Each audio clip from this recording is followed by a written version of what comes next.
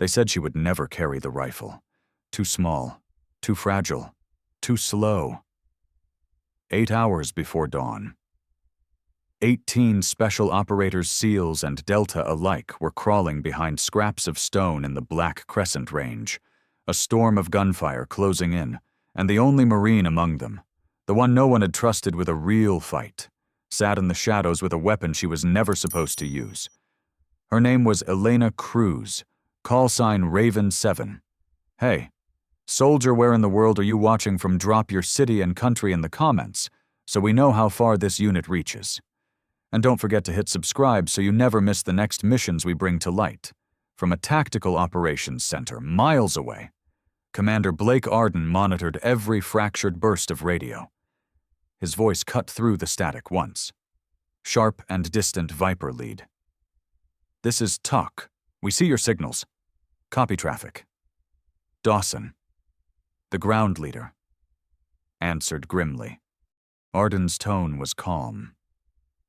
Professional, the kind of voice soldiers cling to when the ground is falling away. Cruz heard it, filed it away. She doubted she'd hear from him again.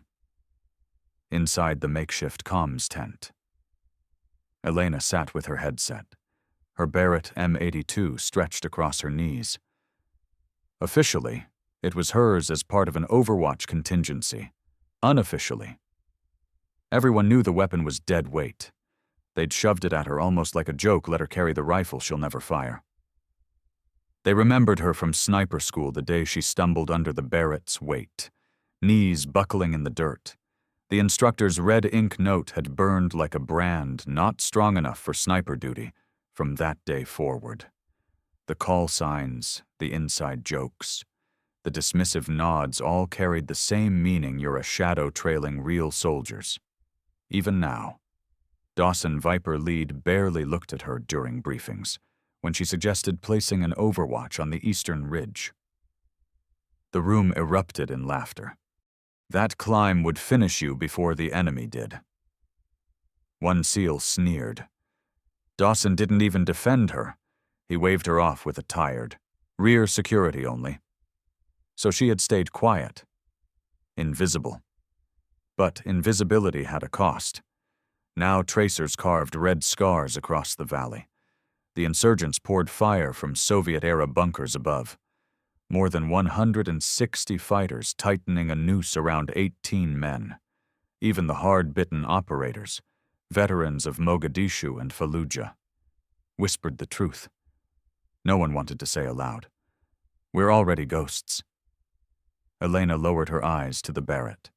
The barrel gleamed dully in the flare of incoming fire.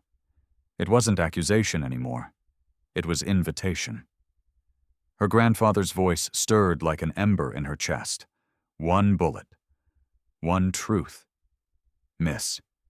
And you lose everything, somewhere above. The ridge cut black against the stars. From there, the entire battlefield would lie open. Every bunker, every RPG nest, every muzzle flash exposed. It was the same ridge they had mocked her for pointing out, and it was the only chance left. She clenched the radio handset in her fist. If she followed orders, she would stay here and listen to men die if she broke them. She would gamble all 18 lives on the shot they swore she could never take. For the first time, Elena Cruz stopped caring about orders. The valley was collapsing.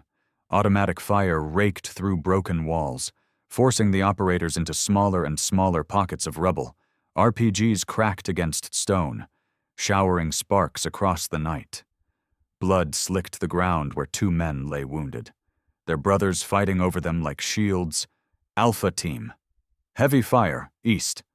A voice rasped over comms. Bravo, we can't hold their rolling RPGs from 3 angles. Dawson's voice cut through, raw with fury. Viper lead to TOC, repeat. We are 1-8 against 160, surrounded on all sides. Request immediate air support. The answer came from Arden himself. Brittle through static. Negative. Viper led. Weather conditions prevent flight. Hold what you can until first light. A silence heavier than the gunfire followed. 8 hours. 8 hours without help, inside the comms shelter. Elena's headset buzzed with desperation. Every voice told the same story, pinned. Bleeding. Fading. She looked at the wounded Delta soldier leaning against the wall, his lips blue from blood loss. His eyes found hers not mocking, not dismissive. Just a question how much longer her fists clenched around the Barrett's grip. The rifle was no longer a burden. It was a choice. She thought of that briefing 2 nights ago, the room full of smirks. That climb will finish you. Dawson's voice dismissing her like a rookie, the laugh lines cutting across men who had written her off before the first shot was fired. And then she looked at the ridge. It was brutal terrain, steep, exposed, unforgiving. 40 pounds of rifle and optics would drag her down every step, but from there, she could end this siege before dawn. From there, Raven 7 could become something more than a shadow. Her pulse thundered. Fear pressed down hard. What if she missed? What if she exposed herself? What if she made it worse? But anger burned hotter. Years of being dismissed, of being called too weak, too fragile, too small. She pressed the radio switch. Voice level. Comms secure. Holding rear. It was a lie. Elena slung the Barrett across her back, grabbed spare magazines and her rangefinder, and stepped out into the storm. Tracers carved the night sky red. The ridge loomed like judgment itself, and she walked straight toward it. The first rock tore her palm open before she had even cleared the camp. Blood streaked across granite, stinging in the cold. Elena clenched her jaw and kept climbing. The Black Crescent Range rose steep and merciless, slopes designed to punish every step. Her boots slipped on loose shale, shoulders screaming under the weight of steel and glass. Below her, the battle raged, a constant chorus of gunfire, RPG detonations, and shouted commands. Every burst meant her teammates were still alive. Every scream meant another second lost. Halfway up, the ridge narrowed into a jagged spine. Wind howled like artillery, threatening to peel her from the stone. She pressed flat against the rock, breathing slow, willing her pulse to calm. The Barrett's stock dug into her ribs like a reminder. "This is why you came. Over the radio." Dawson's voice broke through, hoarse and fractured. "All units, prepare final defensive positions. Ammo's almost gone." She squeezed her eyes shut, forcing away doubt. This wasn't the training range. No safety officer, no reset button. One mistake, and she'd plummet into darkness or worse, expose herself to enemy eyes. But another memory surfaced, that humiliating day at sniper school, the instructor smirking as she stumbled under the rifle's weight. "Cruz, you'll never carry that weapon into combat. You don't have it in you." Her knees bled from the climb, her lungs burned, and still she hauled herself higher. "Watch me," she hissed into the wind, at the 3/4 mark. She paused beneath an overhang, pulling her portable wind gauge from a pouch. Numbers flickered on the tiny screen. 30-knot crosswinds. Brutal conditions. Exactly what she had grown up reading in the Rockies with her grandfather. She adjusted her calculations silently in her head, anchoring patience against panic. Then came the sound that froze her in place, enemy voices above. 2 fighters, silhouetted against the stars, walking the ridgeline with rifles slung. "A patrol!" Elena slid against the stone. Silent. Every nerve screaming. One wrong scrape of boot against rock, and they would fire blindly into the dark, exposing her climb before it began. She steadied her breath, waited, listened to their footsteps recede. When they were gone, she resumed upward, heart hammering. Finally, after an hour that felt like a lifetime, she dragged herself onto the crest of the eastern ridge. The world unfolded beneath her like a tactical map, the valley glowing with muzzle flashes. Insurgent positions marked in fire. She saw the SEALs and Delta fighters huddled behind crumbling walls, saw the enemy commander directing fire from a ruined bunker, saw the noose tightening with every second. From here, she could reach them all. Elena dropped to prone, unfolded the Barrett's bipod, and set her cheek against the stock. Her crosshairs found the first target, the heavy machine gun, tearing Dawson's position apart. She whispered the same words her grandfather had taught her before every hunt. Make it count. Her finger pressed against the trigger. The valley was about to change. The first shot cracked like thunder across the valley.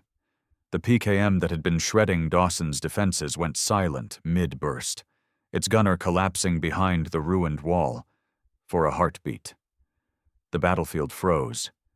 Every operator turned their heads, stunned. No one had expected salvation from above.